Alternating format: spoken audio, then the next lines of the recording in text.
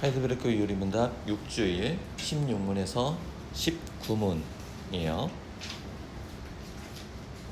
우리가 전에 살펴본 것처럼 하나님과 우리 사이는 하나님과 화목하고 하나님을 알아가고 하나님을 더욱더 살아갈 수 있는 관계로 창조되었다고 했어요.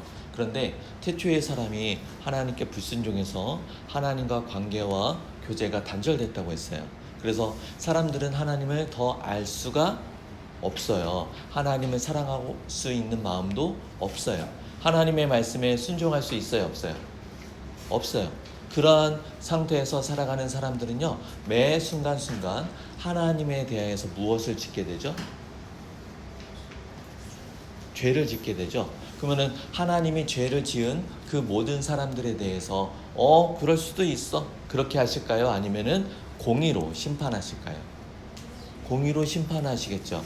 이 세상에 존재하는 모든 사람들은요, 천국과 지옥 중간에 있는 게 아니라 그런 의미에서 하나님의 영원한 진노와 심판 아래 있어야 되는 죄인들이에요. 누가요? 이 세상에 존재하는 모든 사람들이요.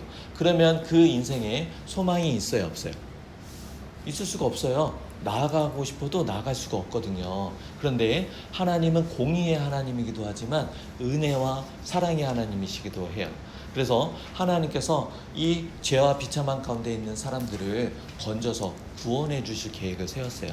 근데 그렇게 할 때 문제가 되는 게 있죠. 어떤 문제가 있을까요? 사람들이 사람들이 죄를 지었어요. 복음서에 보니까 이것을 우리가 좀 이해할 수 있게 예수님이 비유를 들어서 설명했어요. 어떻게 비유를 들었냐면 어떤 사람이 1만 달란트를 빚졌다라고 얘기합니다. 1만 달란트 이야기하면 얼마만큼 돈인지 우리는 몰라요. 일반적으로요, 일을 해요. 일을 해서 한 달 동안 일해서 받는 돈을 우리는 월급이라고 얘기해요. 그리고 그 월급을요, 1년치를 받으면 그걸 연봉이라고 해요. 그러면 1년 동안 일을 해서 받는 돈, 그 돈을 얼마인지는 모르겠어요.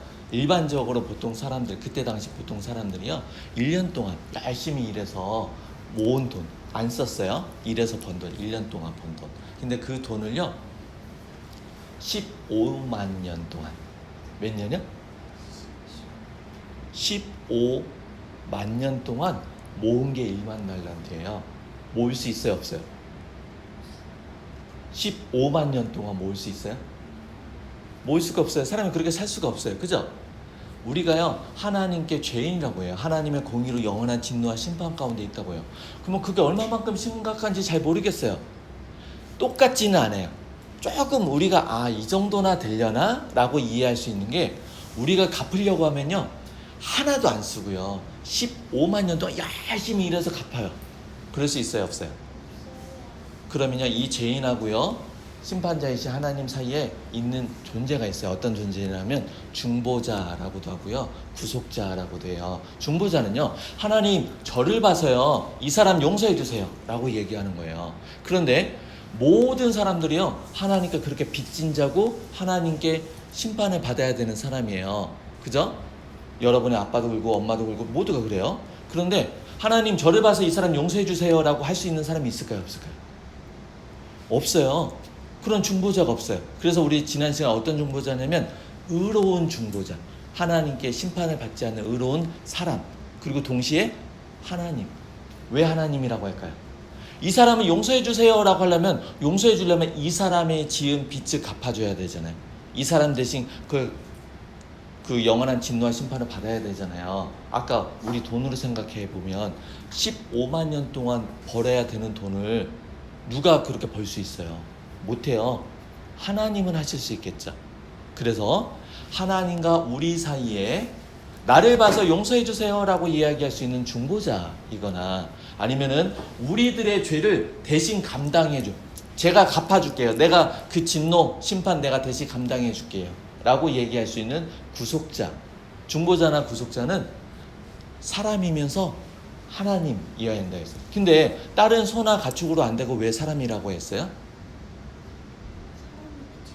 맞아요. 사람이 빚진 거니까. 그래서 사람이어야 돼요. 그리고 우리가 사람으로서 도저히 갚을 수 없는 영역이기 때문에 하나님이 그렇게 해주세요. 여기까지 이야기인데 16문부터 한번 읽어볼까요? 제가 문제를 읽고 여러분들이 답을 읽어볼게요. 중보자는 왜 참되고 의로운 사람이어야 하나요?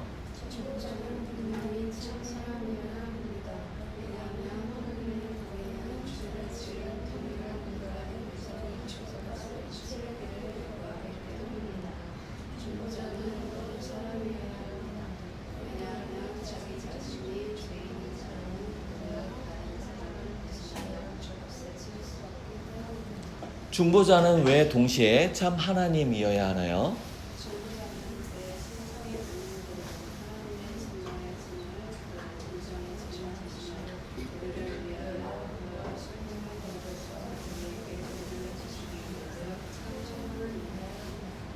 그러나 참 하나님이시고 동시에 참되고 의로운 사람이신 중보자는 누구인가요?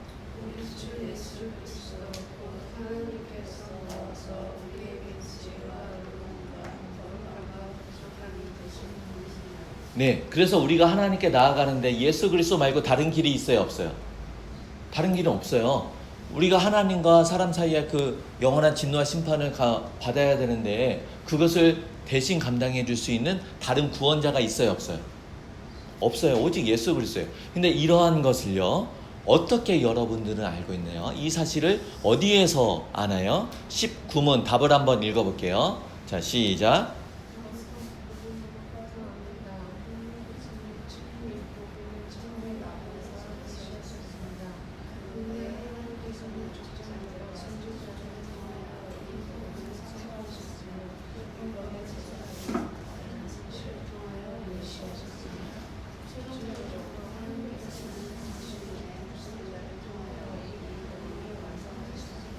예수 그리스도에 대한 복음이라고 얘기하는 것을요, 예수님이 만든 거 아니에요. 예수 그리스도의 복음을요, 어떤 사람들은 사도 바울이 만들었다고도 얘기해요. 그게 아니에요. 우리가 가지고 있는 성경책, 예수님이 이 땅에 오시기 수천 년 전부터 기록되어 있는 창세기, 모든 만물을 지은 이야기가 담겨져 있는 창세기부터 해가지고요, 하나님은 복음을 그 안에 담아주셨어요. 계시해 주셨다는 얘기는 나타내 보여주셨어요.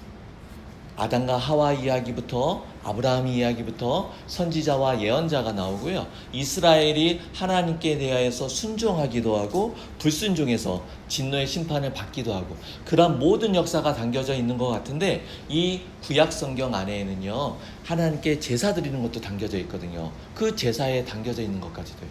모든 것이 모든 이야기가 누구에게 초점이 맞춰져 있어요? 예수 그리스도에 대해서. 우리를 위한 중보자, 우리를 위한 구속자, 구원자, 예수 그리스도가 오실 것이다. 그분을 통하여서 우리가 하나님과 화목하게 될 것이다 라고 이야기하는 것을요, 구약 성경부터 계속해서 이야기해 오고 있어요. 그래서 우리는 창세기부터 요한계시록까지 성경에 있는 모든 내용들을 읽어가면서 성경 안에서 하나님을 발견하는데요. 특별히 그 하나님이 택하신 자를 구원하신 구원자, 우리 주 예수 그리스도를 발견하는 그러한 기쁨들을 누려보면 좋겠습니다. 다음 주에 제 7주일 내용들을 할게요.